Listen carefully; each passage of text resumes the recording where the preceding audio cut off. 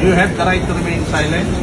Arestado ang isang South African national ng pinagsanib na pwersa ng NAIA Interagency Drug Interdiction Task Group, Intelligence Section, NAIA Police Station 3 at Aviation Security Unit ng National Capital Region bandang alas 7:30 ng gabi sa Customs International Arrival Area, NAIA Terminal 3, Pasay City nitong Agosto 16 taong kasalukuyan. Kinilala ang sospek na sa alias Bert, 43 anyos, isang South African national at residente ng Brakpan, Johannesburg, South Africa.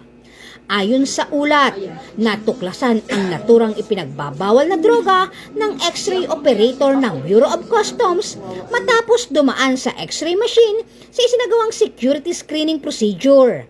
Natuklasan dito ang 4 na false knockback na may tatak na wheelyard na naglalaman ng 4 na transparent plastic bag na naglalaman ng kontrabando.